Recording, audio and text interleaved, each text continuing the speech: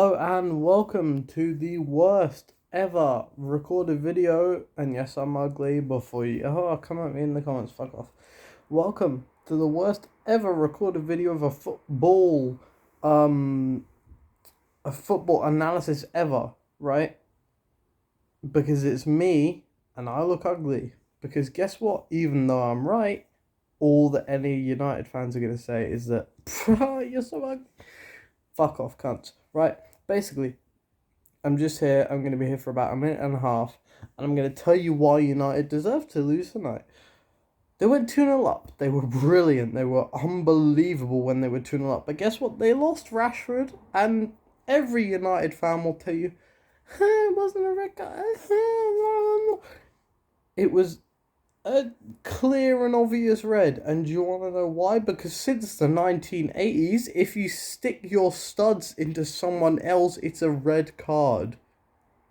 And that is exactly what Rashford did. Did he mean to put his studs into the other player? No, absolutely not. But he put his studs into the other player, which means it's a red card. It always has been, and it always will be, because it's something that could injure someone. Rashford could have broken that guy's legs very easily. But because he didn't mean to do it, it shouldn't be a red card. What are you fucking talking about, you stupid cunts? Right? Like, it's... Gusto should have gone because he put his studs into a guy's legs. I'm a Chelsea fan, by the way. Gusto should have gone because he studded someone in the legs. There was the Tottenham-Chelsea one where Romero. He got the ball, but sure, he studded the guy's legs after he got the ball. And you know what? It was very easy to not stud that guy in the legs. I think it was Sterling. It was so easy to not put all 6 of your studs into Sterling's legs after you won the ball. It was so easy, so he got sent off. Rashford missed every inch of the ball. So did the other position player, admittedly. But at this point, that means no one's going for the ball, right? And that means that all that has happened is Rashford has put all 6 of his studs into his opposition's legs, which means it's still a straight red card. So why are you fucking whinging? You stupid Mancunian cunts. It's ridiculous. And then you played utter shit for 20 odd minutes and Copenhagen scored 2. Sure, fine. And then we get to half time, and you know what? After half time, Man United played alright. They played really well, actually, to be honest. Alright is actually an understatement of it. Man United played really fucking well. They earned the penalty. If it was a penalty against Maguire, then it was clearly a penalty against Copenhagen. I can't remember the guy's name, but it was clearly a penalty, right? 100% a penalty. Every day of the week, Bruno Fernandes tucks it away, top left-hand corner, brilliant penalty. And then Man United just elected to kill themselves because Copenhagen scored 2 again. And you go, and all the United fans, I don't understand them, because the United fans are so hell-bent on it being their owner's fault.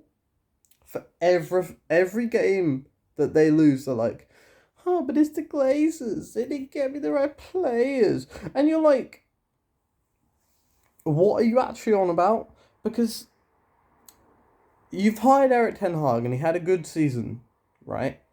And then, sure, he didn't get Frankie de Jong, but no one's getting Frankie de Jong. He will stay at Barcelona for his entire career.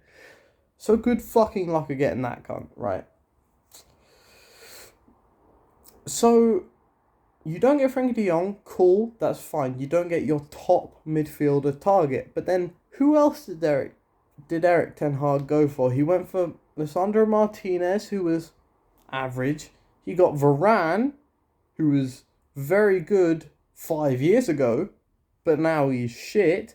He got Onana, who's shit in goal. He got in the midfield of Mason Mount. I'm a Chelsea fan. He's shit. And then he got Amrabat on loan for some reason. That was maybe the owner's fault, admittedly. But he got Amrabat, who's really been like average. Like he's average. Like he would fit in. He would look good at West Ham centre midfield position. Sort of. That's how average he is. And then he got his main attacker in Anthony. Oh yeah, he's wank. He got his second main attacker in Hoyland, who has scored 3 goals. All 3 of them have come against Copenhagen, who are wank. He hasn't scored a goal in the Premier League yet. Nicholas Jackson, who again, as a Chelsea fan, isn't very good, has 5. He's got 5 goals in the Premier League. And Hoyland hasn't got 1 yet. You cannot blame your owners when they give their manager his top goalkeeper, his top centre back, his second top midfielder, and his top striker. You cannot blame the owners for giving him that. What are you on about, you stupid bastards?